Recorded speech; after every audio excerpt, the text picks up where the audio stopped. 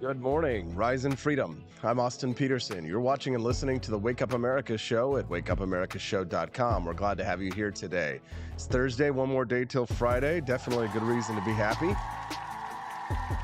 We're glad to have you here. We've made so many friends in the Wake Up America show over the last year. Last weekend, if you didn't hear, we had our first annual gathering of friends of the Wake Up America show where we all got together, went out canoeing in the Ozarks and had a wonderful time. Only bad thing that happened is I lost my phone, but oh my God, thank God I finally got my new one in yesterday. Jesus, it was terrible. Everybody who knows me personally knows this is like, I just want to put this in my brain. Put the chip in my brain, Elon Musk. I'm ready for the Neuralink. I know. My conspiracy theorists are freaking out. Oh, God! No, God, please, But at this point in time, I'm no, it's not just that it's an addiction, and I know, it is, it's an addiction. I'm more addicted to the coffee I'm drinking right now, Founding Flavors, of course, duh. But I have, somebody says no sound. Oh, please tell me that there's sound. Mic check. Okay, there is sound. All right, I see it's popping. Joni, why you gotta scare me like that?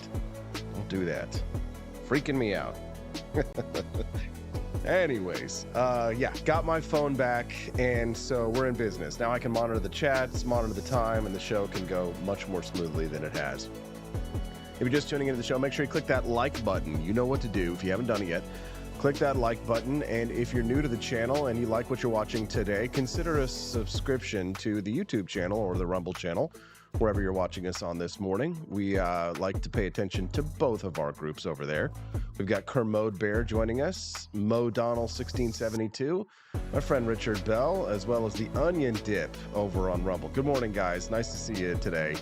Do me a favor, kick that like button. Yeah, kick it with your foot. If you can do that, that'd be great. All right. Madam Rue says, yes, Austin and Camellia were pretty addicted to their phones last weekend. Yes, I know. I felt like we spent a good amount of time with everybody, talking to everyone. All right, Austin, enough personal stuff. Let's move on. A homeowner was arrested after trying to evict squatters from his own property. He walked in on weapons, a prostitute, and a bunch of dogs. Yeah, squatters on his own property. He stopped in to check on his suburban Atlanta property, only to be arrested for trespassing. Yeah,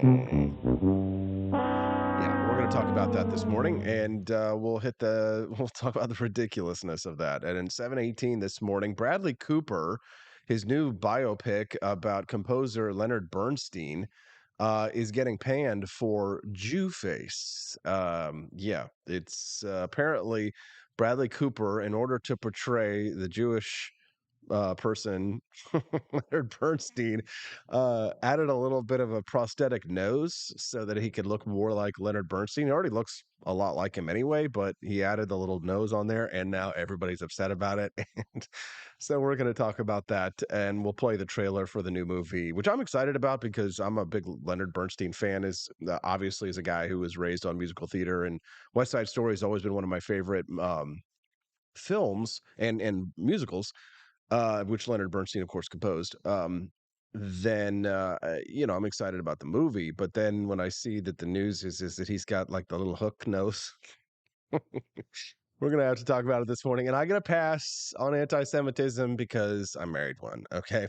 So at 7:30 this morning, it looks like a list of the usual suspects may be to blame for the tragedy and devastation in Hawaii. The Maui wildfires continuing to dig out as we are tracking around 100 deaths at this point in time of people who have been killed in Maui, Hawaii. It's an unbelievable story, but as the picture starts to become clearer on how this all went down, conspiracy theories have been flying wildly online about it was the Jewish space lasers, it was BlackRock burning that down in order so that they could take it over for developers. It's starting to sound a lot more like the kinds of usual suspects that are the typical screwer uppers in this situation. We're going to talk about it this morning at 7:30. And at 7:51, bizarre bedroom habits. Well, not those kind of bedroom habits, you Hervo. A woman has been shunned online after revealing that she alternates sleeping sides on the bed with her hubby. How dare you? Well, I don't understand the outrage on this one, but apparently a husband and wife duo, they don't sleep on the same bed side of the bed every night in their home, and so this has apparently caused a stir online. I don't get it. Do you? Are you married? Do you have a significant other that you sleep with at night? Do you sleep at the same side of the bed every night? I guess I'll reveal my bedroom habits. At 8 o'clock. All right, fine. So don't stop being creepos. All right. Good morning to all of our friends over in the Cantina crew on YouTube. Nice to see Hikaru K is here today with us, as well as Sarah Nichols. Good morning, Sarah. How are you today? Corey C is here with John Rail. Fax, y'all. Looks like first time I've seen Fax, y'all. Welcome. Nice to see you. Corey C says, my wife and I switch sides here and there. Oh boy. FBI, open up! Steffi says that'd be interesting to mix things up. Sounds fun. At 8 o'clock today, we'll be hitting that button a lot. Good morning, John. Nice to see you. Camellia Peterson will be joining us this morning at 8 o'clock. You know it's going to be good.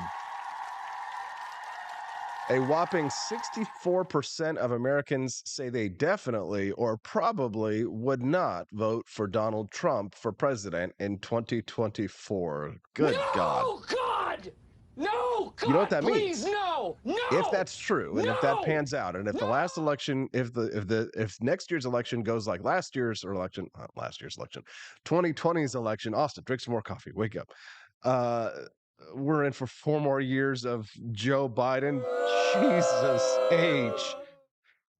Oh my God. And I know everybody says that he's not going to live. He's not going to make it. And it's quite possible he might not make it. But if he does make it, and then let's say Clarence Thomas doesn't make it, or Alito doesn't make it. I mean, we're talking about older senior citizens and as the conservatives in the Supreme Court. And if they don't make it, I mean, what are we going to do? What are we going to do? The Supreme Court is the last bastion of freedom holding out against an entirely democratic takeover of the United States federal government.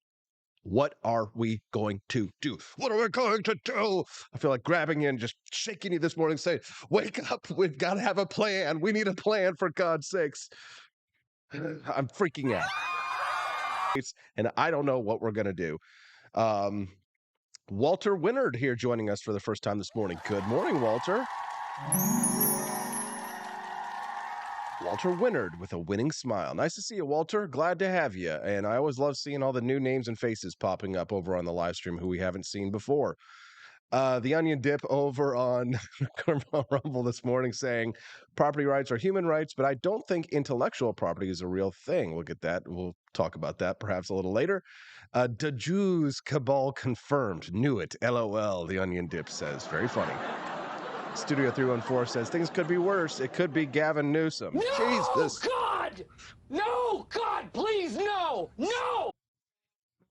Can you guys hear those sound effects? Are they making their way into the I might have stopped the streaming there. Hold on. Oh my God. There's all kinds of weirdness going on. I'm falling all over the place. Things are falling apart here. I don't know if this is coming through or not. No, it's not. Okay, you're not hearing all that stuff. All right, good to know. Good to know. All right, everything's okay. I just knocked my coffee over. Wait. Hear that? Can you hear this? Crickets? How about that? Yes? We can hear the sound effects, but the stream is choppy. Lots of buffering. That I have no idea about. It's just the internet sucking right now today. Walter Windard says he's the third, so his initials are WW3. That's hilarious. And guns. Very smart. If you do buy gold, do me a favor. Buy it from my friends over at their capital at learaustin.com. Oh, you can. Don't worry, Austin is a professional. I know. Things are just falling apart all over the place this morning. Starting at 8 a.m. We'll speak to Camellia Peterson about that poll and what are white ever. So the chick who's playing the new Snow White in her character, she's got the one with the bug eyes, really wide set, like in Bug's Life kind of thing. I don't know what it is. Like Disney for some reason loves casting actresses that have like really wide because they keep casting these actresses that like the eyes are like down and like out. You know what I'm talking about? It's like, have you ever done one of those character creep and then all the way out to the outside? Yeah, that's what it feels like Disney has been doing with their characters. Anyways, the Snow White, Daniela Pensac's going to join us on the show this morning, and they should have cast Daniela as Snow White. She basically looks like a perfect Snow White, and she's white, which kind of helps,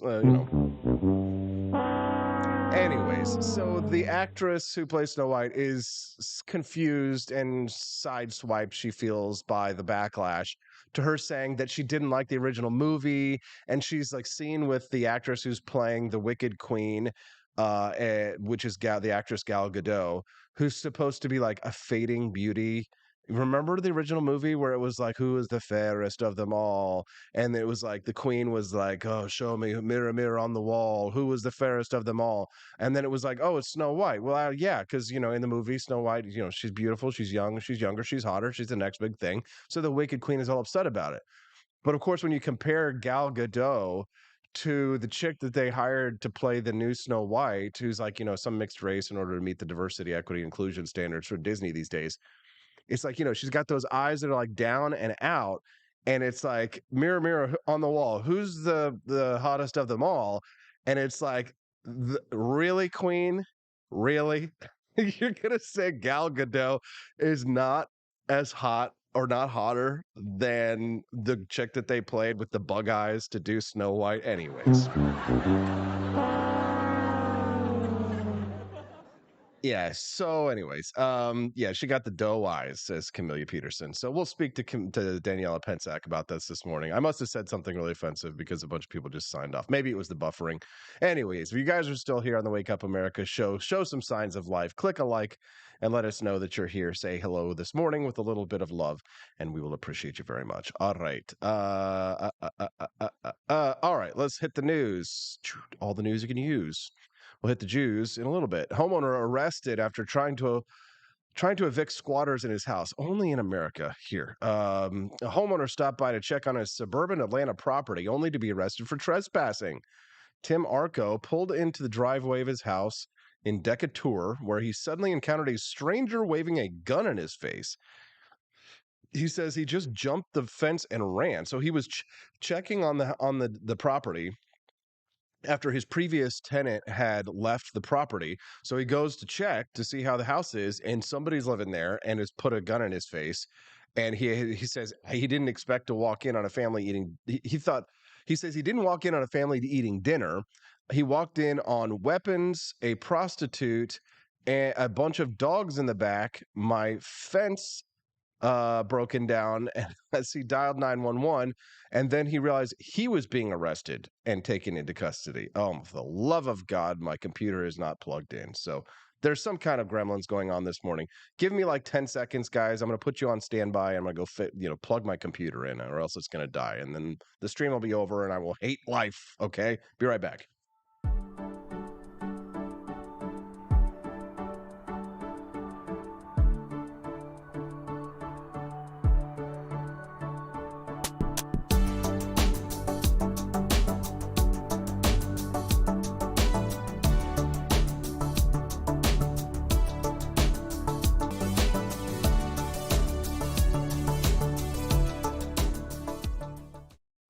All right, I'm back. Sorry about that one.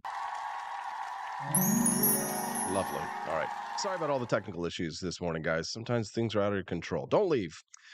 He tries to evict the squatters. He's been arrested on his own property because he's not allowed to evict squatters, right? So in order to conduct the eviction, they have all our communism and socialism have gotten here in this country.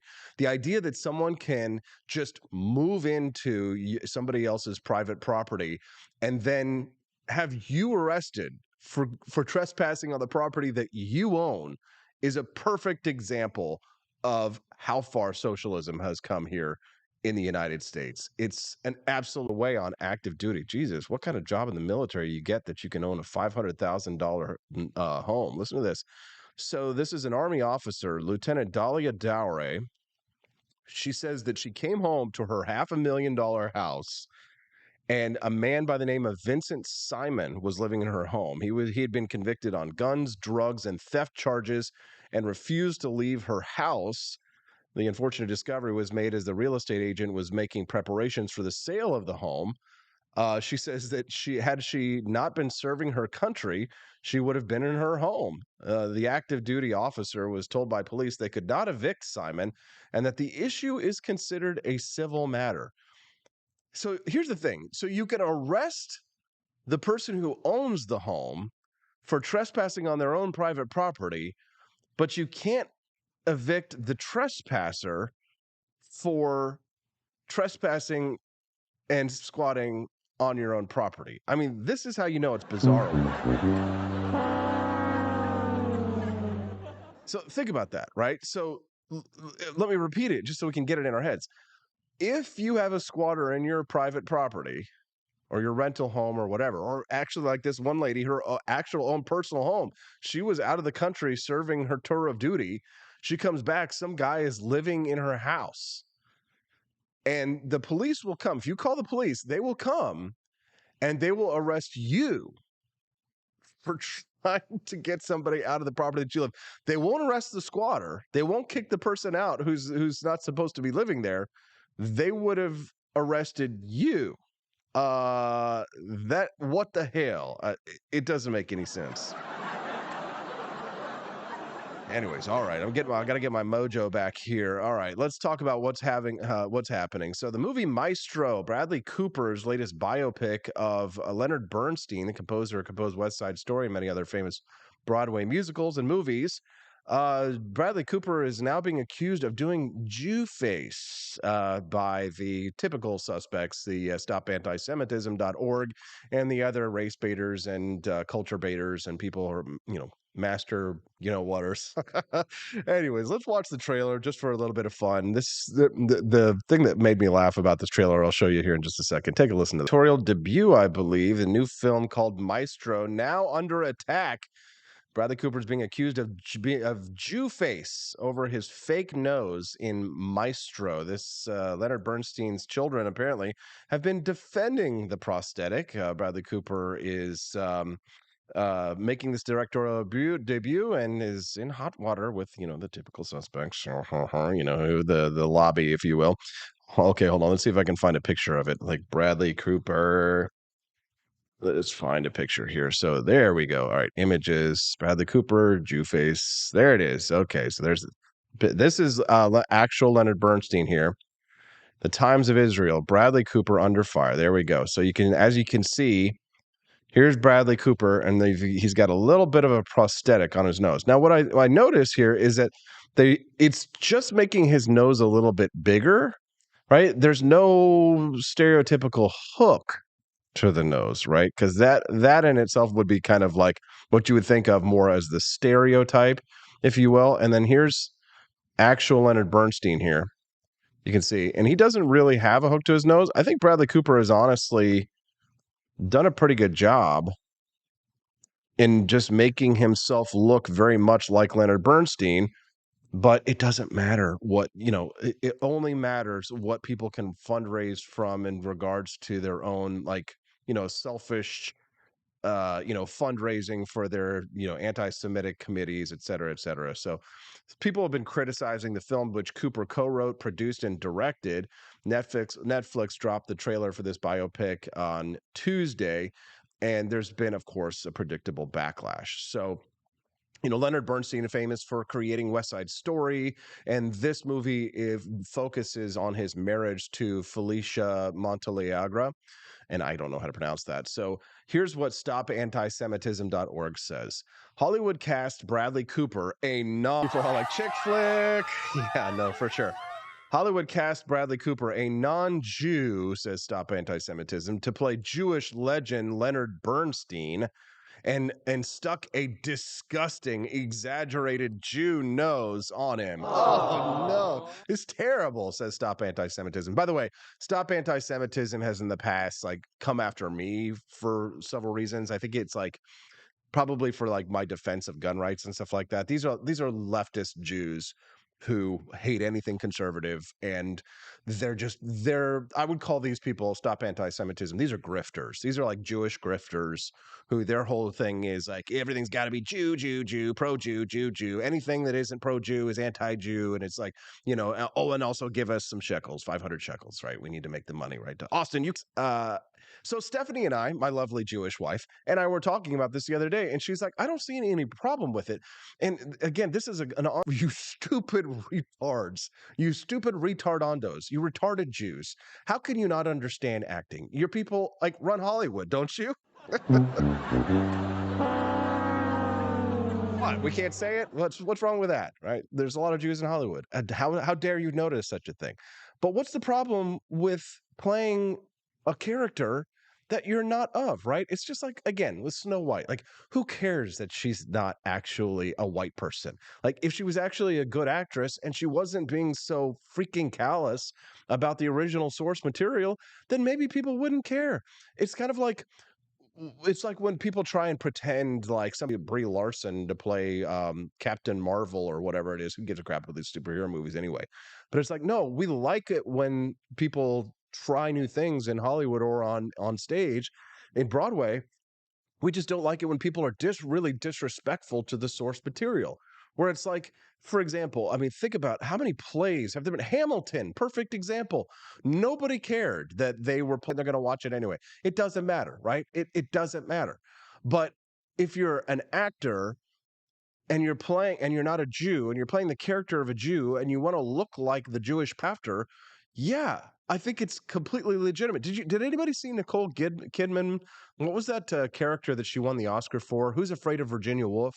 Anyways, these Stop Anti-Semitism. They don't understand entertainment. They don't understand art, and they don't care about entertainment or art, because it's kind of like, I don't know if any of you have ever seen this debate with Patrice O'Neal, the comedian, where he's debating a feminist on Fox News. And it's a brilliant segment. If you've never watched it, watch it after the show today, where he talks about how, you know, feminists are not supposed to be funny. Like, comedians are supposed to be allowed to try and make jokes.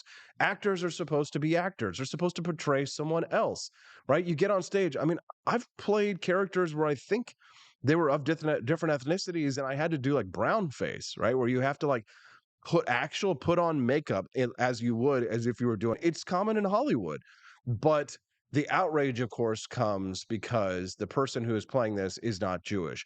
You shouldn't have to be Jewish to be able to play a Jewish person as a character. It's ridiculous. I think they're just jealous because there was some other person that they said that was Jewish that really wanted to play him, and so StopAntisemitism.org is saying they should have had somebody who was Jewish, some other actor who wanted to play him, like, I don't know, Tobey Maguire or something like that.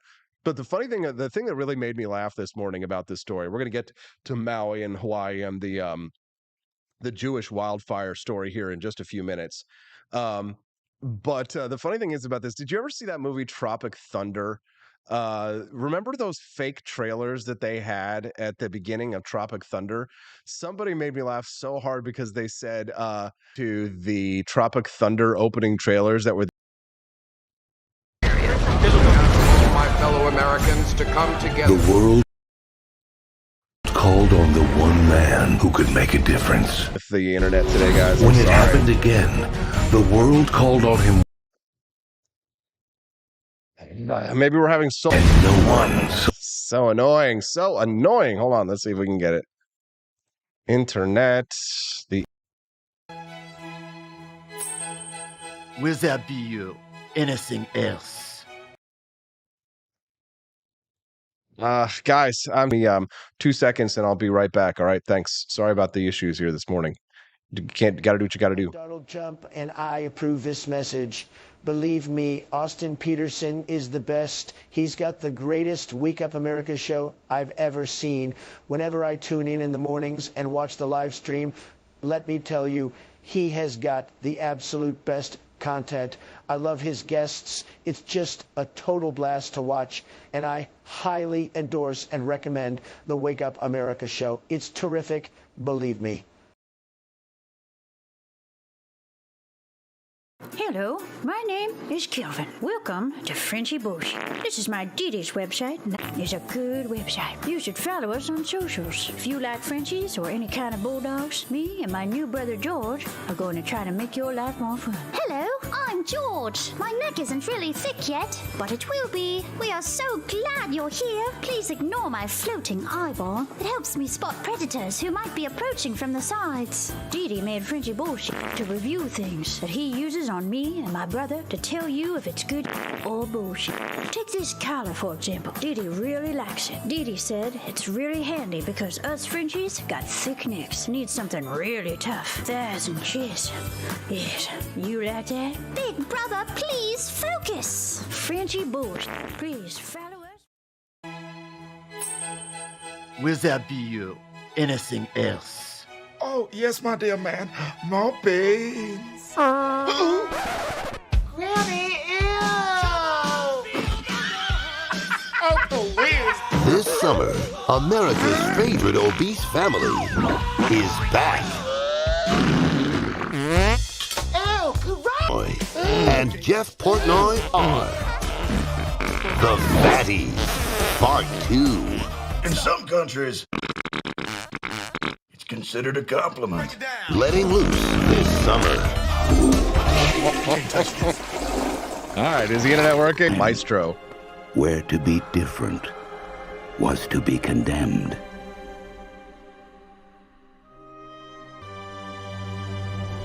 And to be condemned was to die. One man chose to question his God. From Fox Searchlight.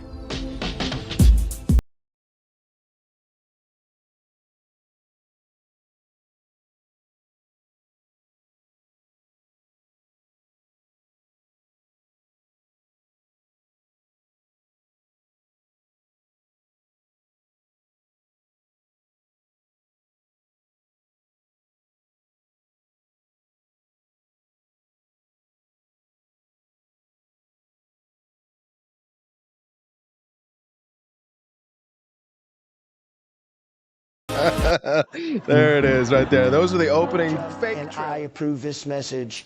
Believe me, Austin. Jeez, Austin, can we have any more problems today? The opening fake trailers for movies from the movie Tropic Thunder. If you have not seen the movie Tropic Thunder, highly recommend that you watch it. So yeah, definitely a hilarious movie, but somebody had compared the trailer to the movie Maestro to those fake trailers right there, which said they could have easily been one of those fake trailers.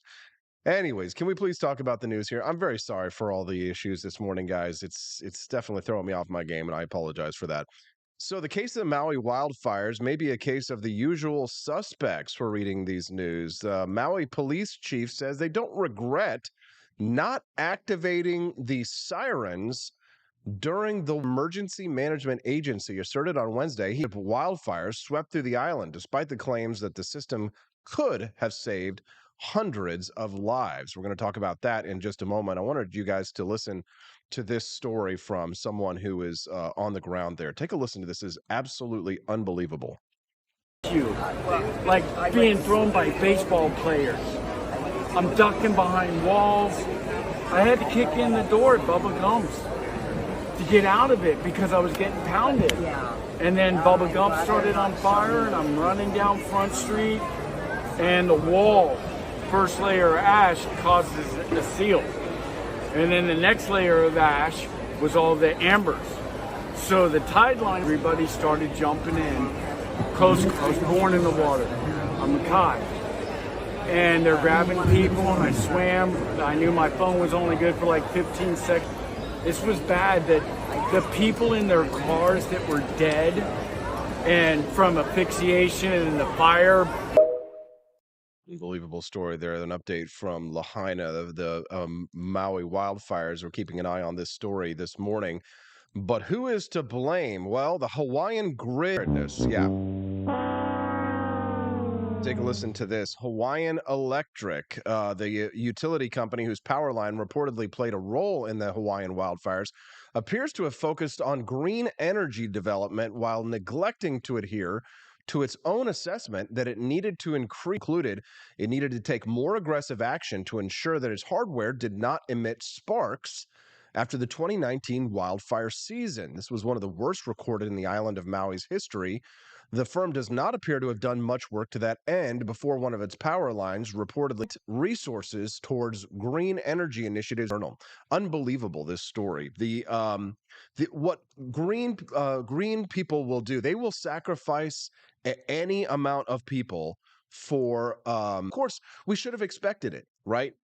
I've got a clip here of Crystal Ball. Many of you know her as a former MSNBC host, being Vivek, where he rightly calls them out for their green energy. Oh, God, I want to curse so bad this morning, but I know it's just take a listen to this. One thing that I wanted to ask you, I've listened to a lot of your interviews. I think you've gotten a lot of attraction online. You're coming up in the polls. I think people really need to pay attention to what you're saying. And when you talk about people who are concerned with climate, you call them climatists, you call them climate cultists. Let's just put some of these news stories up on the screen here. You've got record high temperature. Some, 2/3 say, yeah, this is a concern for me. So do you have the sort of contempt in your heart for them that comes out in that language when you would describe them as climate cultists? I have no contempt in my heart, Crystal. I have deep sympathy for people who are hungry for purpose and meaning and have relocated their desire for faith to the faith in climate instead. But why shouldn't? I believe in facts. But I believe in facts. What's wrong with this? So we can talk. I people are experiencing this in their own lives right now. So, Crystal, in any other context, if the trust the science crowd were persuaded by lived experience of individuals of something that's actually a macro phenomenon, you would laugh them off the stage as a bunch of rubes who weren't data driven. So let's talk data. Let's talk data. I've got some data that I can put up on the screen. Go ahead and put the next, and then I want to hear from you. Go ahead and put the next pieces up on the screen. We've got some record lows in terms of Antarctic sea ice concerned about, and why they're in a cult if they are concerned about it. Sure. So let me lay out some hard facts, both about my views and facts on the ground. Okay. Sure. Are global surface temperatures going up? Yes. Is that likely due to man-made causes? Yes. Is that an existential threat to humanity? There is no evidence to support that. To the contrary, 8 times as many people die of cold temperatures rather than warm ones. The Earth today is more covered by green surface area than it was even a century ago because carbon dioxide is plant food. Plants actually grow in slightly warmer climates. The climate disaster-related death rate is down by 98% over the last century, directly attributable to more abundant and plentiful access and use of fossil fuels. Damn. So I want to be really clear about my view. This is not a, does climate change exist or not? It's the wrong framing of the question. The question is, what impacts human prosperity, human flourishing in a world in which there are net positive and net negative effects of climate, but also net positive and net negative effects of the use of fossil fuels? I also find it to be a mystery, and it's a mystery maybe you can help me solve, Crystal. Why is it that many of the people who are the staunchest opponents to carbon emissions are also among the staunchest opponents to hydroelectric energy or to nuclear energy? I think that suggests there's... Look at her face right there. Whoo, doggy. If you're just tuning into the Wake Up America show, good morning. I'm Austin Peterson. We're glad to have you here. If you like the content you're seeing this morning, don't forget, click that like button on the stream. We need your help to be able to grow here on whichever platform you're watching us on this morning. And definitely click subscribe to the channel that you're watching so you can get more content from us this morning. Here we go. And let's continue. Look at Crystal's face. She's like, damn, I'm getting owned. And he's watching this like, I ain't getting into this. Vivek's too strong. He's too strong. His power's over 9,000. What's going on here? That's my point about there's a religious conviction. Look, well, she's getting crushed. Does anybody else think that she kind of looks like Elphaba from the musical Wicked? Am I wrong here? She kind of looks like, what was the chick who was the original Elphaba? Adina Menzel. Does anyone else think she looks like Adina Menzel? Anyways, that goes beyond a commitment to the facts. Let me just say that even Greta Thunberg, who comes in for a lot of criticism as a quote-unquote climate cultist, is now in favor of nuclear energy. I agree with you on nuclear that should be more of a push, by the way. If you want to stick to Greta, I actually respect Greta for one thing. She's honest. She says it's not just about the climate. It's about social justice. It's about climate justice. It's about equity. So these are things that at least she is actually an honest if you're living in a poor neighborhood in this country, you're more likely to be affected by, the toxic plants and toxic chemical Disagree. plants. And, you're more likely to be affected by water. Restraints on fossil fuels is actually what you're likely to be affected by. Pause. Whoa, damn, Vivek. Vivek pimp hand strong. You're more likely to be affected by a lack of access to fossil fuels. That is so true and such an important part. They're talking about, we're all going to die from climate change, all this kind of stuff. People who don't have access to fossil fuels are more likely to die than people who are being affected by climate change. Vivek has pimp hand strong. I wonder People if are you dying have because followed, of lack of access to fossil fuels. I wonder if you've followed, though, what's happening because you're a capitalist, you're a successful business guy, so you certainly understand the way that markets work. You look at Florida, you look at Louisiana, you look at Texas, Colorado, California.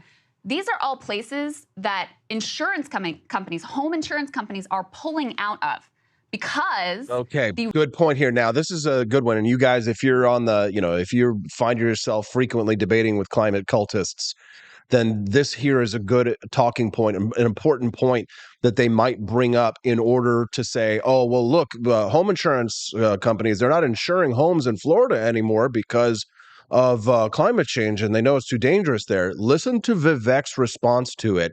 Internalize it. Put it inside your head so that you can use it in future debates, because his answer to this is perfect. Absolutely brilliant. Take a listen. Risk of catastrophic weather, extreme weather is so great now that it doesn't make sense for them to insure in these marketplaces. Florida, and you talk about the human impact. Florida is becoming virtually uninsurable because of the lack of home insurance companies that are willing to operate in this state. Okay, so there's her point. I don't know how you can look at the situation right now and say that, there aren't already extreme costs being imposed on people, not to mention workers who are falling out from heat exhaustion, et cetera. Now, what's brilliant is that, and I'm sorry, I won't interrupt much more. I'll let Vivek dominate here. So she asked the question about the home insurance. Now, check out the expression of this guy here. He thinks that maybe Crystal has actually got him, that she's actually made a good point. He doesn't want to weigh in on this because he doesn't want to get, the pimp hand from Vivek.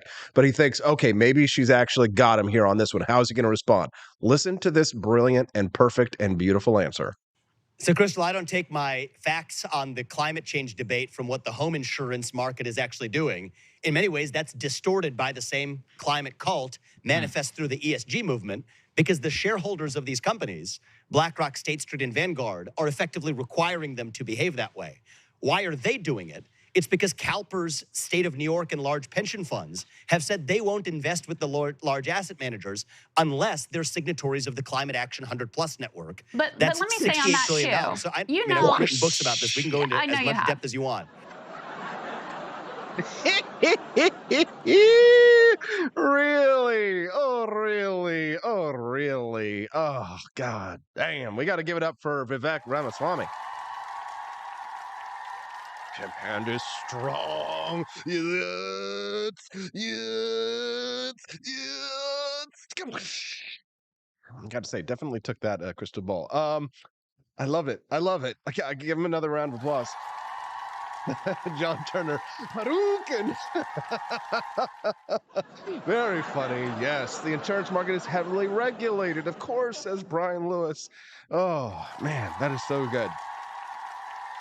Greta Thunberg listening to this being all like, how dare you? How dare you? How dare you? How dare you? How dare you? How dare you? How dare you? Meanwhile, all of the capitalists and all the libertarians and Republicans and conservatives who are watching this morning are like, oh, so good. So good. If you're just tuning into the Wake Up America show, good morning. I'm your host, Austin Peterson. You're saying, who the hell is this guy? I didn't know this show existed. So many people who are tuning in over on Rumble this morning are saying, what is this show? Well, it's the Wake Up America show. We stream this show every morning, 5 days a week, Monday through Friday, 7 a.m. to 9 a.m. Central Time. So if you'd like to tune in to us again, great. It's not just once a week. You get it 5 times a week, 2 hours a day. It's a great way to start your day, as well as another great way to start your day, which is, well, how about a little Founding Flavors coffee? Let me introduce you to my new coffee company. Me and my wife, Stephanie P. for Liberty, we have started our brand new coffee company just for you, certified woke-free, pro-America, patriotic coffee. Take a listen to what the CEO of BlackRock, people who are forcing those environmental governance standards on corporations in favor of climate change cultism, has to say about how their policies are being implemented. Take a listen to this. You have to force behaviors, and at BlackRock, we are forcing behaviors. And old habits. So, an army of purifiers called the Red Guard, who went around the country putting dunce caps on people. Yeah, who didn't take to being a new kind of mortal being. If you don't force behaviors, whether it's gender or race or just any way you want to say the composition of your team, you're going to be impacted. Well, things haven't been so sweet for Ben & Jerry's after the company posted an anti-American tweet, a few of them, on the 4th of July. The ice cream makers declared the United States was founded on stolen indigenous land. Well, someone should tell Target that, because they're now selling swimsuits with tuckums in the women's section of the store.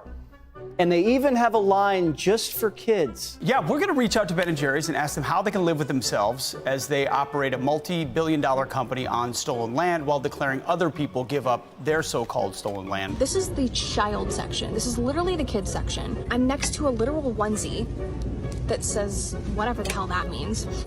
We have "Glad You Came Out" and "I'm so happy that you're queer" in the kids section. Are you kidding me?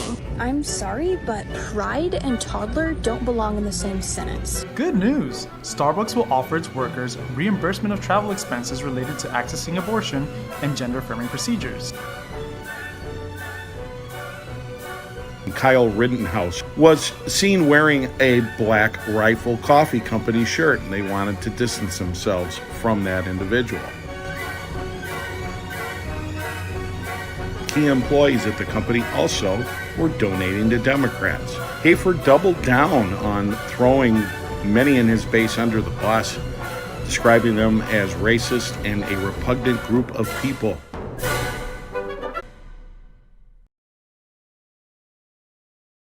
What do you think about that, eh? There you go. Get yourself some delicious Founding Flavors coffee. Why not? Why are you buying coffee from corporations that hate you, that think that you're a racist, that despise everything that you stand for, when you could be buying coffee from me? Now, I know what you're saying. You've went to the website, you've gone to apforlibertyshop.com, and you said, Austin, your coffee is a little expensive. Well, here's the thing. We can't compete with Folgers. There's no way we're ever going to compete with the brands that you buy for $6 a bag at the local corner shop.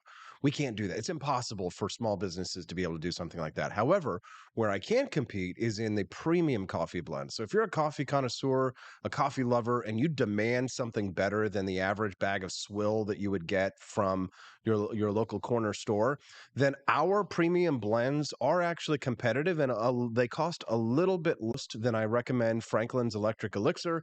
If you like something a little bit stronger, then why don't you try the Jeffersonian Java, the light roast? It turns out the light roasts actually have more caffeine than the medium or the dark roast. So definitely give it a try over at AP. Guys who really like the coffee have signed up for the subscription packages, so that way you can keep it coming. So you can do that on the bundles page. Go to apforlibertyshop.com. It says coffee bundles, and then you can sign up for like once a month, once every 2 months, or once every 3 months. And if you buy all, whether more people are drinking more coffee, now's a good time to buy some for the patriotic, anti-woke capitalist in your life. We've got Camelia Peterson coming up in just about 5 minutes, a laundry list of officials who never should have been in their jobs in the first place. And that proved true after Hurricane Katrina in Mississippi and Louisiana in 2000. The Hawaii fires were looking like we're going down this same frustrating path. CBS News is reporting that the emergency operations chief of the area, Herman Undaya, had no experience in emergency management. Nora O'Donnell at CBS News reported Maui's emergency operations chief had no background in disaster response. It's his department that's responsible for setting off warning sirens, which were silent during the fires. What was Andaya's background? He had a liberal arts degree and served as a chief of staff for a small-time politician. He was trained in political science and law. He had no formal education in disaster preparedness or response.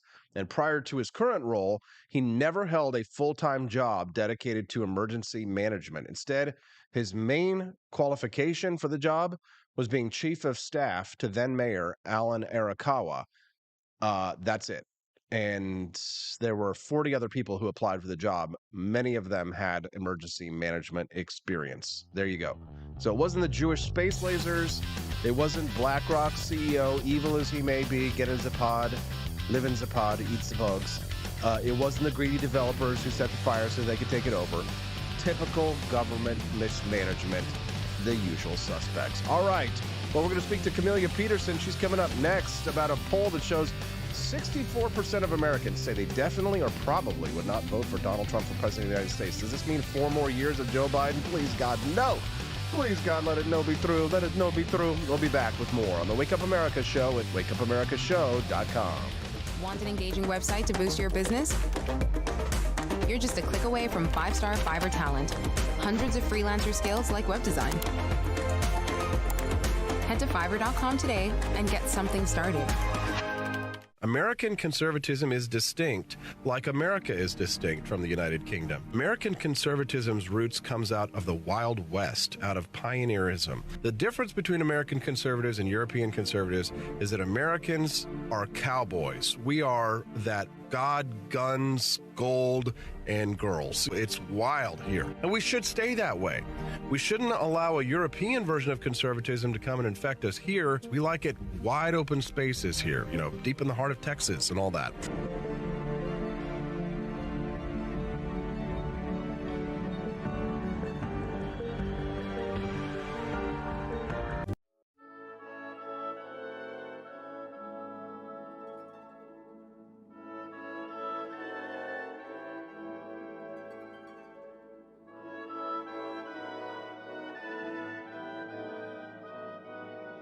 Hey there, it's your favorite Vice President Joe Biden. I wanted to talk to you today about the Wake Up America show, the best source for all your political news and commentary.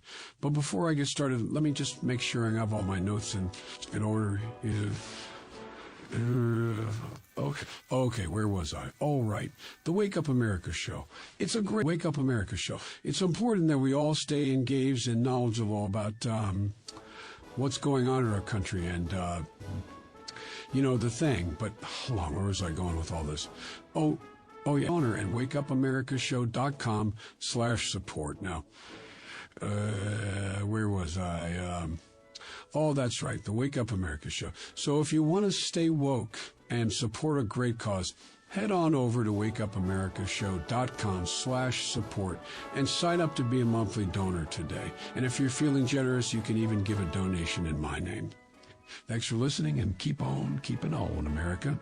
Come on, man.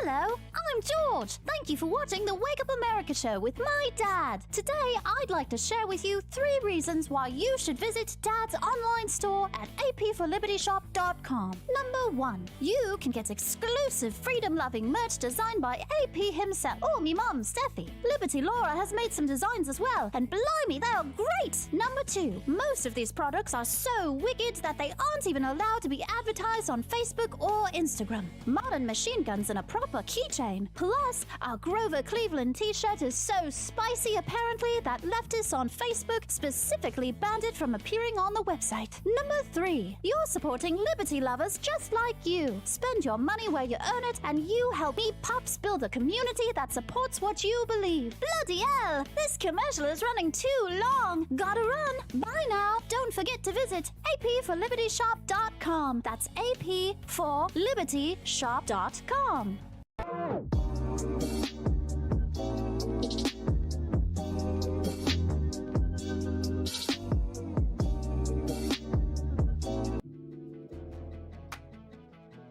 Good morning, Rise and Freedom. I'm Austin Peterson. You're watching and listening to the Wake Up America show at wakeupAmericaShow.com. We're glad to have you here today.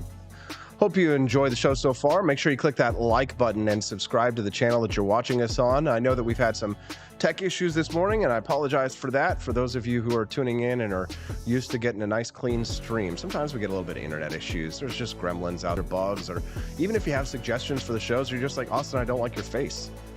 You can text that to me at 573-319. Text with a picture of his Liberty Buddhas that we printed from our shop, as well as the Founding Flavors coffee that he bought from us. Awesome. Andy, thank you very much. Good morning, Mr. Liberty 1776. Nice to see you here. We all appreciate you all very much. All right, well, so are you going to, well, if you said boo to that, you're probably in the majority. So a whopping 64% of Americans say they, quote, definitely, or Donald Trump fan there is in the state of Missouri. She's formerly a Mennonite. Now she is a, I don't know what she is these days, but no, it wasn't Mennonite. It's Seventh-day Adventist. Am I right? Camille, Close. Not quite Seventh-day Adventist. We did not have a prophetess, and we drank coffee. Oh, you did drink coffee. Okay, got it. Good to know. CJ, glad to have you here this morning. What's your takeaway from this poll? Just another meaningless poll in an ocean of meaningless polls, or what? I don't know. When you look at polls, we've talked about how, look at the 2016 election, how everybody thought that the polls said, one thing, and then it ended up being an entirely different matter. So I think that you can't take individual polls. I think every poll, you have to look at their sample size and those sort of things. So you kind of have to take a lot of the polls and look at the big picture. And honestly, the big picture does seem to trend towards Donald Trump winning the GOP primary. And losing in the general. I don't know what you do about that, right? Because the thing is, I've talked about before, my AFP team has been knocking doors in Iowa. They are first with their shore is coming up next week. And so anytime I've talked to people on the phones or at the doors, and even just like we were doing a training at the local GOP here last night. And even when I'm just talking to folks here in the St. Louis area, and you say, like, who do you like? And they're like, I don't know. They don't know what they're going to do yet. Even Trump supporters are still, on the fence as far as who they want in the primary. So polls are to be believed. It looks as if Donald Trump is on track to win the Republican nomination and then lose to Joe Biden. But a lot of people think that Joe Biden himself may not be the candidate. Some people have said that they think Gavin Newsom might be brought in there. What are your thoughts on that? Yeah, I've actually had someone even suggest that, the mayor of New York City would be a possibility, because Newsom would obviously be pretty polarizing himself. I don't know. The thing is, in that same poll that you're talking about, on the flip side for Biden, the results were somewhat similar, although slightly. 43% said they would definitely not support him in the general, and 11% said it was, likely they wouldn't support him. And and a lot of people are frustrated, and I think looking for that great candidate that's going to come up, at least on the Republican side. I mean, Democrats may be wanting that too, but they'd like to see somebody come out of the woodwork and just, take the stage and present a really great opportunity.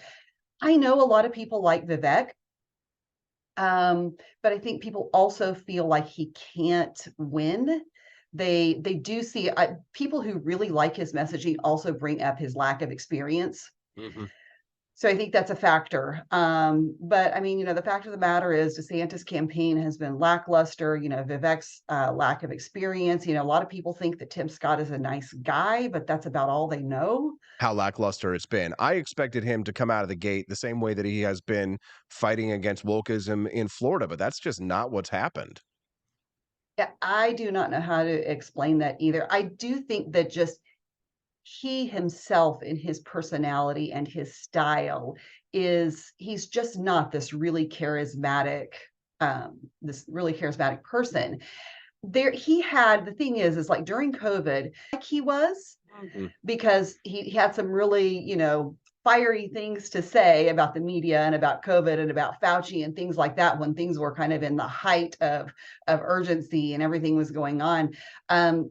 But when things settle down, then you actually see what somebody really is like and what they can do. And it's especially when you're seeing him out on the campaign trail and it's not just a media clip.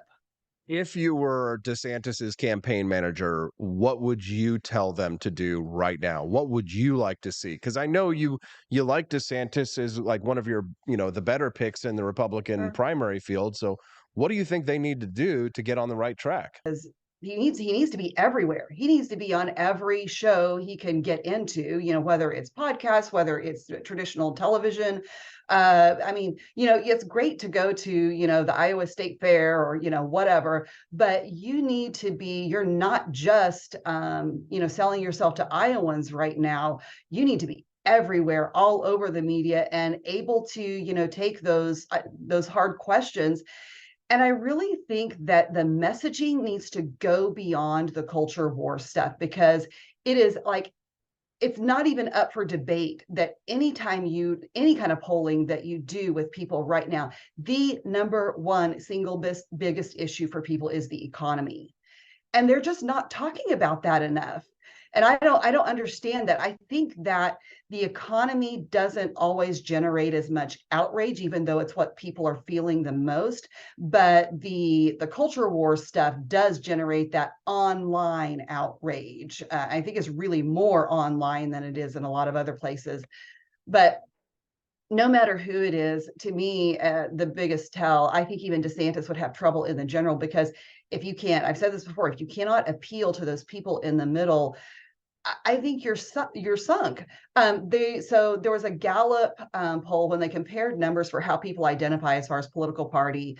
Back in 2004, it was like the Independent and Republican and Democrat were all within just a couple of points at each other, around 31 to 35% of people identifying as that. Now it is 49% people identifying as independent and 25 each on Republican and Democrat. And if you cannot message to those people, you're not going to have it. Yeah, no kidding. If you're just tuning into the Wake Up America show, good morning. I'm Austin Peterson. We're glad to have you here. Looks like we got a nice crowd joining us over on Rumble this morning. Good morning to our Rumble crowd. Hello, Rumblers. I think Rumble's where it's at this morning. I guess, because yeah.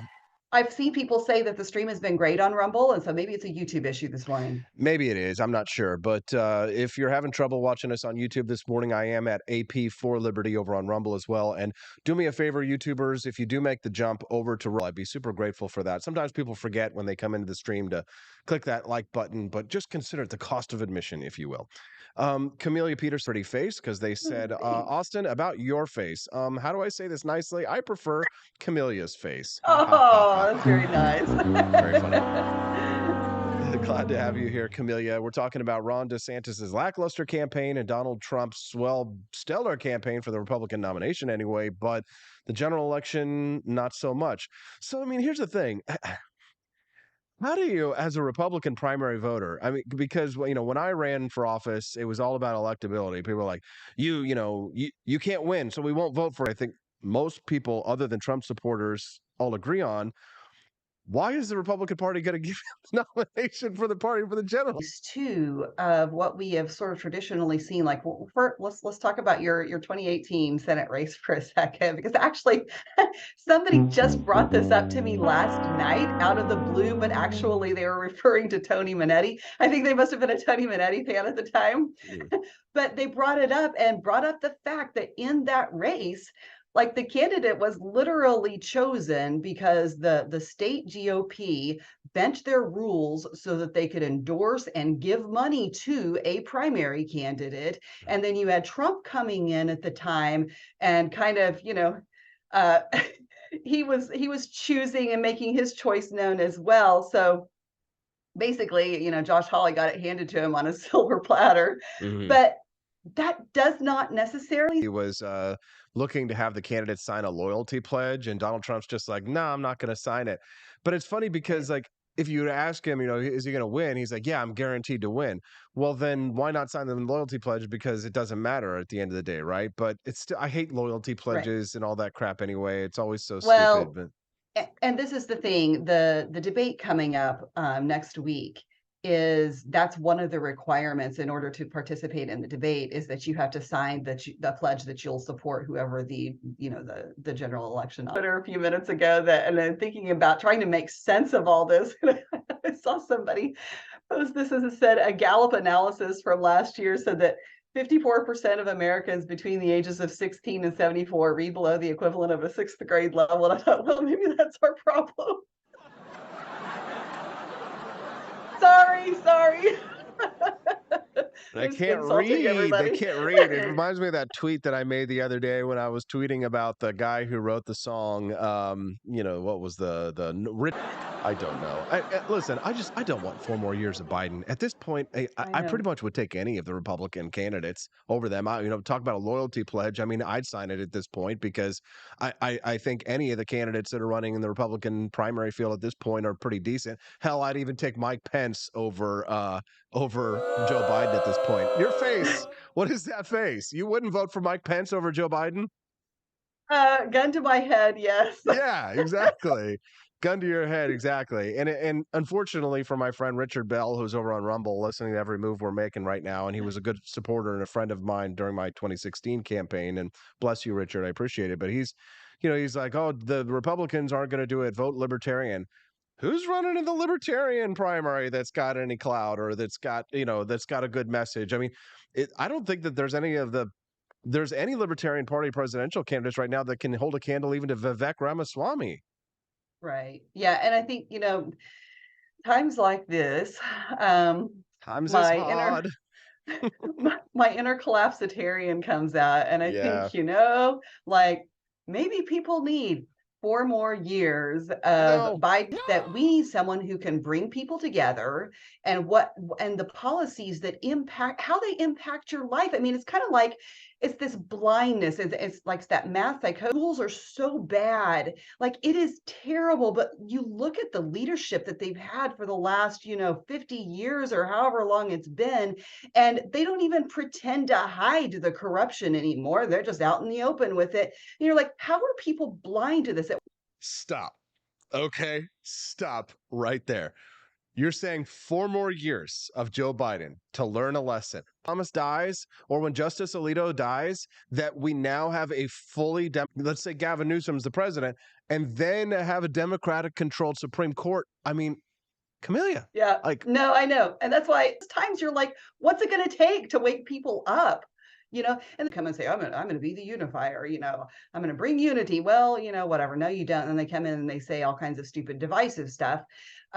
We really need somebody who truly can come in and do that. And the thing is that, in the context, when I'm thinking in the context of kind of how things are in the city of St. Louis, and I talked to somebody yesterday, I was like, what is the strategy, long term for conservatives in the city? And the thing is like, it's not going to be, and this is kind of where we're getting to be as a country too. Like, I'm an idealist, I'm an ideologue, and I want my principles of liberty, but I need to also be pragmatic in knowing like where we are and what's realistic. And I want to make we're not going to be able to have our purist ideologue candidates doing the winning. Do I want that with all of my heart? I do too. I do, Camellia, but it's just unfortunate. 64% of Americans don't want what we want to some extent. Camellia, is there anything else you want to share with our listeners before we let you go today? No, I would just say that in spite of all of everything seeming terrible and, the country burning down, so, carry on. Have a great day. Carry on, my wayward son. Hey, Camellia Peterson, we appreciate you very much. Thanks so much. Have a great day, everyone. Thank you very much. That's Camellia Peterson. What do you guys think of CJ? Send us a text at 573-319-1586. This is the gal who was hired to play Snow White. You know, she got the bug eyes, complaining about the backlash that she received. Context, and I know that at this point I can't really stop people from doing that because that's what my whole existence on the internet is just me being taken out of context and stuff, which is fine. That's what I signed up for, isn't it? Are we taking you out of context, lady, or are we taking you exactly within the context? I mean, you said you complained about the movie. Hold on. Here's what, crap, Austin. Where's the stupid clip that you had with Steven Crowder where he played? Here we go. Hold on. Shut up. He says, dang it, Austin. Up. The original cartoon came out in 1937, and very evidently so. There's a big focus on her love story with a guy who literally by the prince. She's not going to be saved by the prince, and she's not going to be dreaming about true love. She's dreaming about becoming the leader she knows she can be. So instead of someday you'll find me to say, remember the original film 1934? La, da, da, da, da, da, da, da, someday my prince will come. It'll be like, someday my job will come. I'll be a girl boss and I'll be lonely all my life. I'll never have a husband or a kid. I'll have opportunities I have when I say that this has been the biggest adjustment of my life, like understanding the way my life operates now, being who I am, and the things that I've been so fortunate to make. It comes with so much ground that I never thought I would be able to cover, and that people think I'm doing poorly and other people think I'm doing gracefully, and I don't think I'm doing it at all. Brain. That's hard. And I'm there 24/7. I can't get out of it. And I don't know if that will make sense, but that's where I'm at. I'm so grateful for the things that I'm able to do. And a lot of what I'm able to do is because of you guys.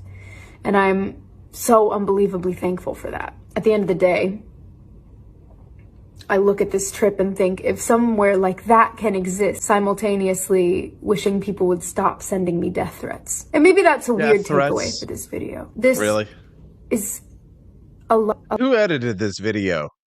Somebody is like this is like damage control, right? Some PR company is helping her do this. They're trying to make it look like it's some they're trying to make it look like it's some like just like raw piece. Somebody edited this for her. An incredible boyfriend that I love so much. No, you don't love your boyfriend so much, I promise you. Somebody is editing this video. This is damage control 101 here. It's a privilege to miss people the way that 8556 on Rumble says, don't forget the 7 diversity hires instead of dwarves. I do, but it's hard. It's hard. It's lonely. It's very lonely. Listen, I mean, I would love to see the rise of another Margaret Thatcher, one, you know, or it's not Emma Goldman, but Golda Meir, of stuff like this.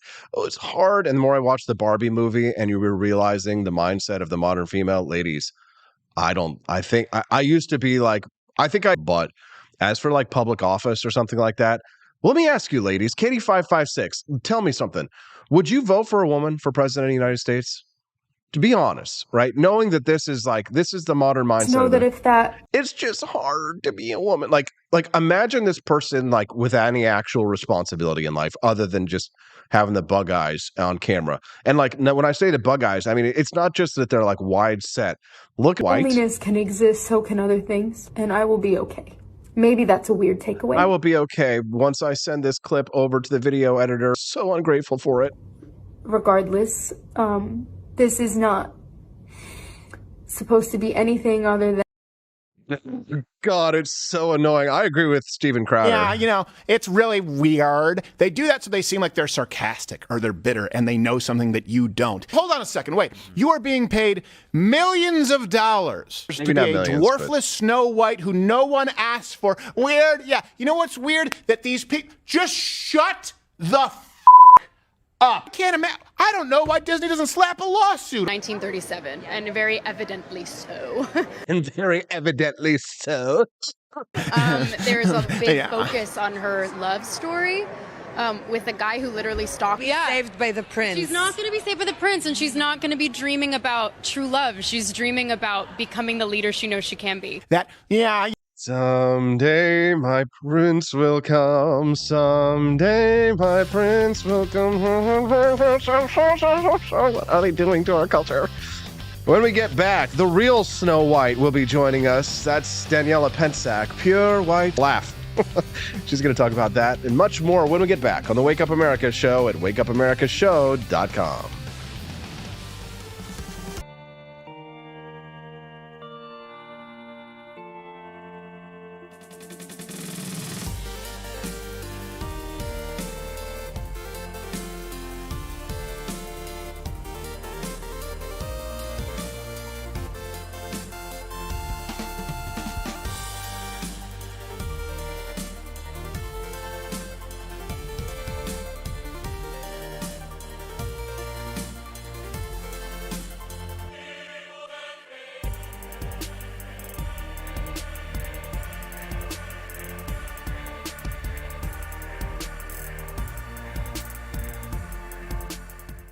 It was 1946. A battle was fought, not overseas, but right here on American soil. The Battle of Athens, an intense struggle against election fraud and for the rights promised by our founding fathers. Driven by the Second Amendment, ordinary citizens stood tall and fought back. Help us expose this momentous battle of integrity and bravery. Your support can make a difference. Visit givesendgo.com/bleedamerican and pledge your support, because we believe in the power of truth, the strength of unity, and the spirit of we the people. Let us not forget, we bleed American.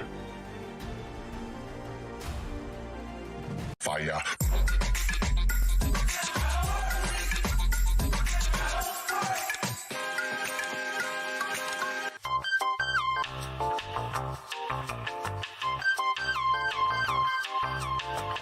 Hello, this is Barack Obama, and let me tell you why Austin Petersen stinks, and you should never pay attention to anything that he has to say. First of all, he's a libertarian, and we all know libertarians are idiots. They don't realize how important government is to everything that we do. I recently became aware that Austin has opened up a libertarian shop at apforlibertyshop.com. Visit apforlibertyshop.com. With all of the great Liberty merchandise there, the last thing that we need to do is to get people spreading this message around the country, because then they might start thinking that they don't need government. And that's the last thing that good Democrats like us want. So if you love democracy, like me, and hate freedom, then don't visit AP for Liberty Shop. Like I said, whatever you do, do not visit apforlibertyshop.com. I'm Barack Obama, and I approve this message.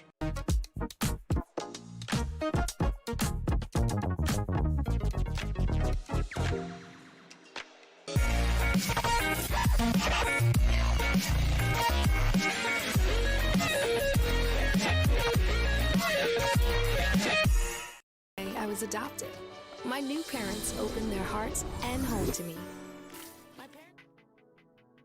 Good morning, Rise and Freedom. I'm Austin Petersen. You're watching and listening to the Wake Up America show at wakeupAmericaShow.com. We're glad to have you here today. Some people have reported that there have been some slowdowns on the stream this morning, but people who are watching us over on Rumble today seem to be having a better time of it. It might be just a platform-specific issue, or maybe they're targeting our stream. You never know. If you're watching us on YouTube this morning and you're getting frustrated, I see that like the numbers are just crashing off a cliff, and it looks like it's buffering right now. Doesn't look like we're having those same problems over on Rumble, and to be honest, I could use more subscribe. Liberty, that's AP the number 4, AP the number 4, AP for Liberty over on Rumble. Like and subscribe once you join us over there, so that the culture war was declared on us. We're just firing back. Joining us now to discuss is our resident culture warrior in chief and our regular Thursday guest, Daniela Pensack, is joining us bright and early on the West Coast, where it is 6:30 a.m. this morning. Good morning. How you doing? Good morning, Austin. Thank you for having me. And yeah, I am a self-described culture warrior.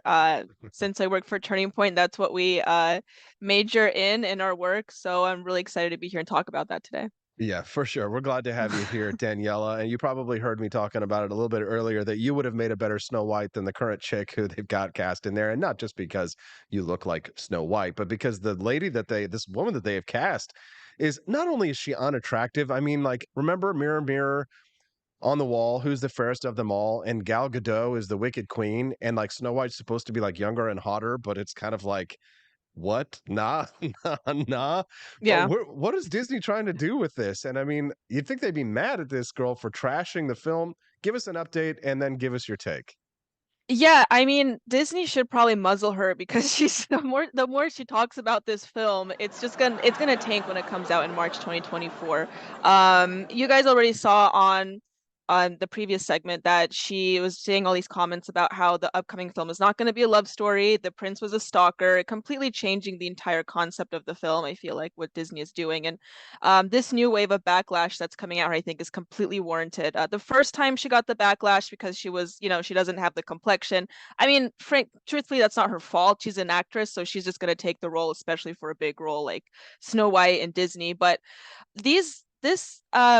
the comments she's made more recently in public interviews are extremely questionable, and she's also made contradictory statements about being a fan of the show. Like one statement, she said that she loved the original film and she didn't watch the film a lot, so like people are picking her apart for that online, saying like she's not really a fan.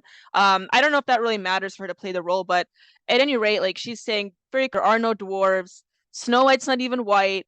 I don't know what to expect in this upcoming film, so it's going to be interesting to see if it flops. And the more she talks, There's no love story in it because the prince was like a creepy stalker anyway.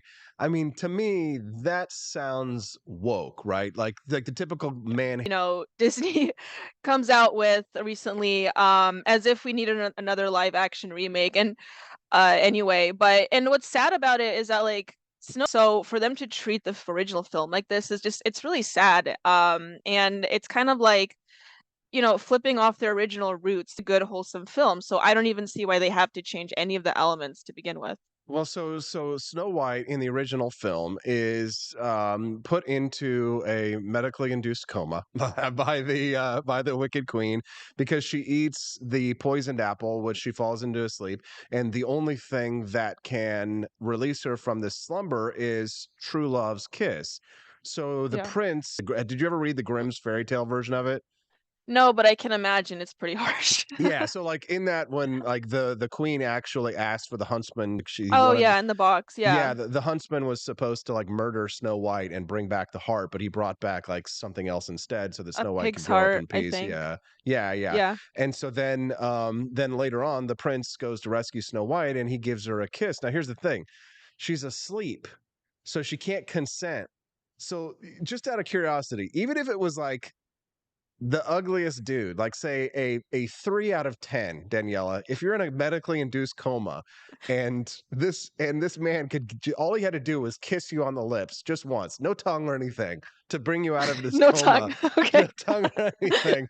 Would you be okay with it later? No tongue though, then that's fine. Yeah. Okay. I'll be okay with it. If you're just tuning into the Wake Up America show, I'm Austin Peterson, and we're glad to have her as our regular Thursday guest here at 8 a.m. Central Time. Make sure you click like and subscribe to the channel so that you can get updates whenever we go live, but always set a calendar appointment if you like Daniela so that you can come back and watch her. You don't want to miss her Thursday appointments because she always does such a great job and, of course, gets up bright and early on the West Coast where it's 2 hours earlier than it is now. So we want to say thank you for that by giving her a like and, of course, following her on Twitter where you can find her at Pentsack Daniela. That's Pentsak. Pentsack Daniela over on Twitter. And then on TikTok and on Instagram, it's something else, like official Daniela Pentsack. It's just official Daniela Pensack, yeah. Official Daniela Pentsack. There we go. All right. Daniela, let's get off of this one topic and move on to something else. Going well, going broke. Target sales sink after Pride backlash. What's the news? Are here at this point with Target, I think, is because of the people like who watch the show and like-minded Americans that decided to make a stand, Pride collection that they launched a few months ago. And what has happened is that since then, sales have tanked. Like quarterly sales have dropped 5%, which is the lowest in 6 years that they've had. Online sales have dropped even more, 10%. Their stock is nearly dropped at 20%. So obviously, Target sees a writing on the wall. The spokesperson came out and said that they are pulling the Pride collection, which is the source of the controversy that caused this. And it's really heartening to see that choices in what we purchase really make a difference, because since I started coming on this show, like, people have told me online, of course, like, boycotts don't work, especially in major chains. They don't really make a dent.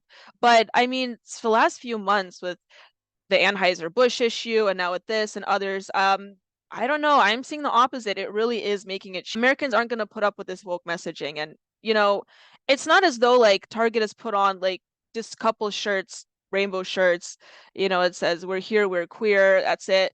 And no, they're really pushing an agenda. And I think that's what people are against. They're not against a couple rainbow t-shirts. They're against the overall agenda that they're shoving in our face, metaphorically and physically. Well, some of these companies have actually started to back off because of the backlash to Target and Bud Light, haven't they?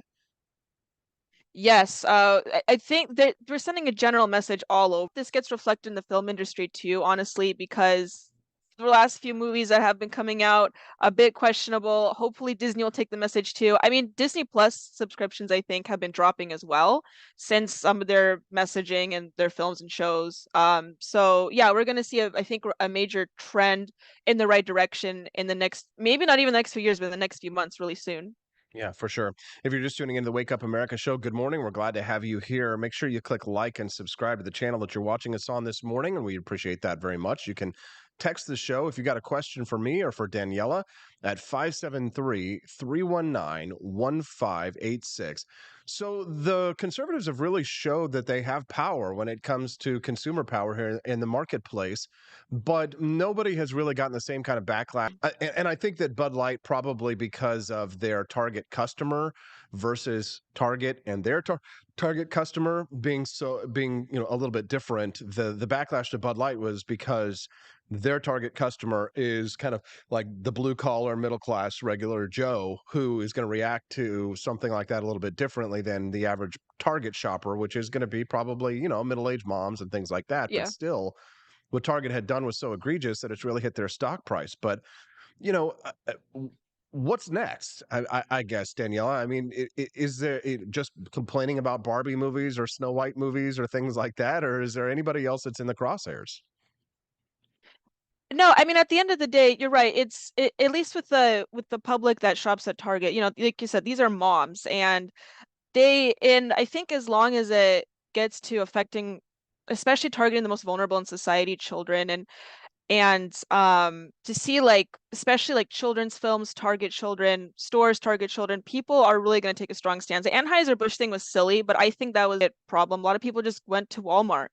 There are so many other alternatives that you can do, but Ben and Jerry's, so many other ice creams you can choose from. And I really do hope that this will open the door to supporting even more so like smaller businesses, good, honest, like American-made businesses also, that we could support, that don't support this companies that do at least support a pro-America, pro-individualist liberty message that doesn't enforce whatever the heck this slop is. So yeah, I think like there's going to be a lot more conscious consumership in the next few months, really soon, the next few months even. And I don't know, I think that's a major W for people like us, and I think we should take the W. Yeah, I mean, I'm kind of banking on it to an extent, right? That's why the marketing and branding of my coffee company, Founding Flavors, is, patriotic, pro-American, woke free, because libertarians and conservatives and, Republicans, right-wingers, whatever, populists, whatever, have been saying for a long time, we need to be building our own infrastructure after what happened to Parler. Yeah. And a lot of these social media companies that had the rug pulled out from underneath them. We've been saying for a long time that we need alternative institutions. Bitcoin, right, is a good example, right? An alternative institution, coffee as an alternative to like Starbucks, for example, which takes our money and uses it to send their employees out of state for abortions and things like that. But you know what's funny is that you'll for consumer preferences, especially for things like beer or coffee or their retail choices or different things like that. Do you really think people are going to become more conscious consumers in the future, or do you think this is a fad? That's a good question. There is very much a possibility that this is a fad, but at the same time, I mean, if we keep stoking the fires, I really do think over time it will make a difference. Again, Target pulled the Pride collection. Like, I think that is a big win, and that's a practical change that has been made. Will that happen often? Probably not, but at least it is sending a message to greater America to say that, well, this is making practical changes in these stores, and that can only be done because people were making a big issue about it and they weren't purchasing. So will it be like a major thing? Probably not, but at the same time, I mean, Target stock is tanking. They are pulling product, and I just think that conservatives and libertarians should take the W on this one. So oftentimes we overanalyze about what really is effective or not, and I think there's a time and place for that. But at the same time, we should also consider that, well, a practical change has been made, and that can only be done because of our choices and what we purchase. And again, it's only because of people like that watch the show, and it's just super heartening to see that being done at the end of the day. That's good stuff, Daniela Pensack. Is there anything else that you'd like to share with our listeners, Daniela, before we let you go today? I think one of the major points I've had that issue for a long enough, it will make a difference. We have been for the last, I mean, when I talk about these issues, I have been for the last few months. Follow me on Twitter, follow me on Instagram. Make sure to follow me there. I'd love to talk to people on there. There we go. Follow Daniela Pensack over on Twitter, Instagram, TikTok, and Facebook. We appreciate you. Thanks very much. All right. Well, for the last few minutes of the Wake Up America show, I'd like to revisit the clip that I was playing a little bit earlier, Vivek Ramaswamy, because I think it's a masterclass for how to deal with the climate change issue. Here he is speaking to Crystal Ball over at Breaking Points on her show, answering questions about his comments about people who he calls climate cultists. Take a listen to this beautiful, again, masterclass in how to deal with the climate cultists. Something that I wanted to ask you, I've listened to a lot of your interviews. I think you've gotten a lot of attraction online. You're coming up in the polls. Like, I think people really need to pay climate. You call them climatists. You call them climate cultists. Let's just put some of these news stories up on the screen here. You've got record high temperatures that are causing increasing death in Arizona. You've got workers who are dying from heat exhaustion. You've got people who are being choked by wildfire smoke from Canada. You've got an entire state of Florida that's basically uninsurable at this point. And the American people are living this reality increasingly at this point. And an overwhelming majority of them, some 2/3, say, yeah, this is a concern for me. So do you have the sort of contempt in your heart for them that comes out in that language when you would describe them as climate cultists? I have no contempt in my heart, Crystal. I have deep sympathy for people who are hungry for purpose and meaning and have relocated their desire for faith to the faith in climate instead. But why shouldn't, I believe in facts. I believe in facts. What's wrong with this? So we can talk. I people are experiencing this in their own lives right now. So, Crystal, in any other context, if the trust the science crowd were persuaded by lived experience of individuals of something that's actually a macro phenomenon, you would laugh them off the stage as a bunch of rubes who weren't data driven. So pause that for just a moment. Brilliant answer. And I know that those are some big words, so we need to go back and we need to kind of swallow what he's saying here. Like, let's listen to what he just said again one more time and digest this. Located their desire for faith. Comes out in that language when you would describe them as climate cultists. I have no contempt in my heart, Crystal. I have deep sympathy for people who are hungry for purpose and meaning and have relocated their desire for faith to the faith in climate instead. Boom. So the first part of this, he says, essentially, when he's talking about climate cultists, is that people who have relocated their faith in God into a faith in climate change, right? This sort of the God-sized hole in people's hearts that a lot of people talk about, which I believe in facts. But what's wrong with this? So we can talk. People are experiencing this in their own lives right now. People are experiencing this in their own lives. Okay. So, in a masterclass. Crystal, in any other context, if the trust the science crowd were persuaded by lived experience of individuals of something that's actually a macro phenomenon, you would laugh them off the stage as a bunch of rubes who weren't data driven. Yeah, exactly. Thank you there. So internalize that, right? So if the trust the science crowd, he's talking about the left there, had someone tell them, well, I've lived this experience. Well, ivermectin worked for me, right? I went down to the store and I got ivermectin from, the animal store or whatever, and ivermectin was effective for me, right? And then what happens is the trust the science crowd comes out and says that they're a bunch of rubes, they're not using data on our. Let's talk data. Let's talk data. I've got some data that I can put up on this. I've got some data. Is it data or data? And then I want to hear from you. Go ahead and put the next pieces up on the screen. We've got some record lows in terms of Antarctic sea ice extent. Okay. We've got ocean temperatures that are smashing seasonal records. We had just the hottest June on record. I think it might be helpful for me to lay out my views, Crystal, because I think you're saying things I agree with. Okay, you're saying things I agree with. Tell me what I'm getting wrong here and why this is not something that people should be concerned about and why they're in a cult if they are concerned about it. Sure. So let me lay out some hard facts, both about my views and facts on the ground. Okay. Sure. Are global surface temperatures going up? Yes. Is that likely due to man-made causes? Yes. Is that an existential threat to humanity? There is no evidence to support that. To the contrary, 8 times to the contrary, love it. As many people die of cold temperatures rather than warm ones. The Earth today is more covered by warmer climates. The climate disaster-related death rate is down by 98% over the last century, directly attributable to more abundant and plentiful access and use of somebody's been trusting the science. Fossil fuels. So I want to be really clear about my view. This is not does climate change exist or not? It's the wrong framing of the question. The question is, what impacts human prosperity, human flourishing in a world in which there are net positive and net negative effects of climate, but also net positive? Can help me solve, Crystal. Why is it that many of the people who are the staunchest opponents to carbon emissions are also among the staunchest opponents to hydroelectric energy or to nuclear energy? I think that suggests there's something else going on. Why the different standards for China?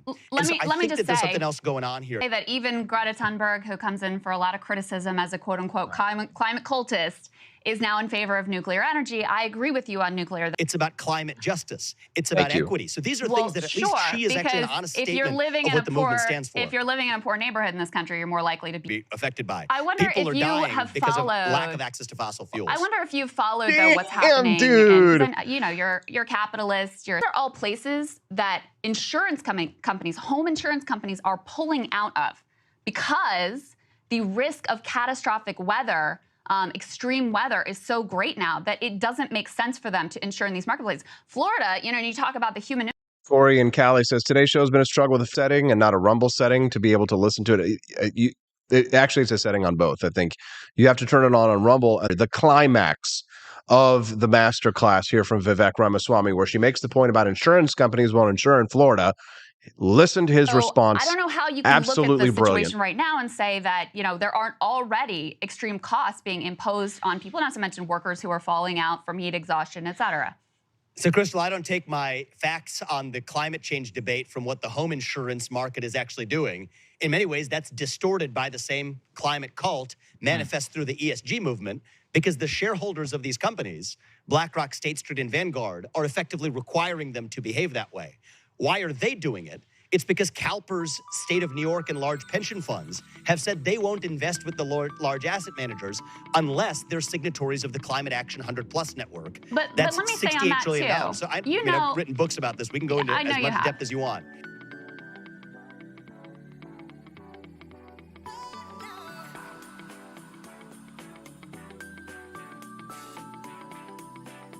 Good stuff. Got to give it up to your boy Vivek Ramaswamy. That was such good stuff. Sorry about all the stream issues today, guys. What can you do? Sometimes the internet just hates you.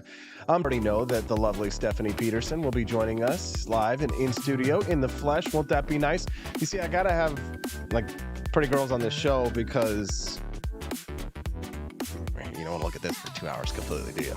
Thanks so much for watching the Wake Up America show. Make sure you click like and subscribe before you leave. I see all 50 of you that very much so that we can see you again another time. Tomorrow morning, same time, same bat channel, 7 a.m. Central. Here, we appreciate you all very much. Say thank you very much to Daniela Pensac, Camelia Peterson for their regular guest appearances. We always appreciate them, as well as Judge Napolitano, Miltimore Mondays, and of course, Family Fridays. Stuff a bag today. Help support the cause. AP for Liberty shop. See you tomorrow.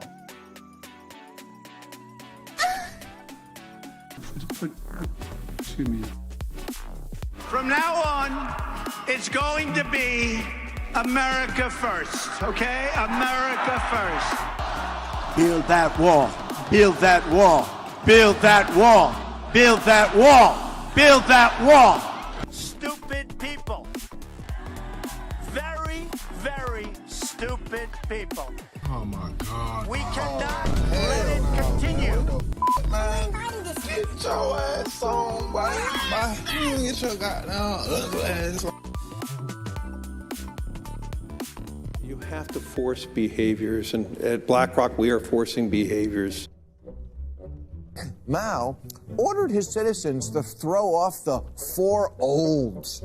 Old thinking, old culture, old customs, and old habits. So, an army of purifiers called the Red Guard, who went around the country putting dunce caps on people. Yeah, who didn't take to being a new kind of mortal being. If you don't force behaviors, whether it's gender or race or just any way you want to say the composition of your team, you're going to be impacted. Well, things haven't been so sweet for Ben & Jerry's after the company posted an anti-American tweet, a few of them, on the 4th of July. The ice cream makers declared the United States was founded on stolen indigenous land. Well, someone should tell Target that, because they're now selling swimsuits with tuckums in the women's section of the store. And they even have a line just for kids. Yeah, we're going to reach out to their so-called stolen land. This is the child section. This is literally the kids section. I'm next to a literal onesie that says whatever the hell that means. We have "Glad You Came Out" and "I'm so happy that you're queer" in the kids section. Are you kidding me? I'm sorry, but pride and tolerance expenses related to accessing abortion and gender-affirming procedures. Kyle Rittenhouse was seen wearing boss, describing them as racist and a repugnant group of people.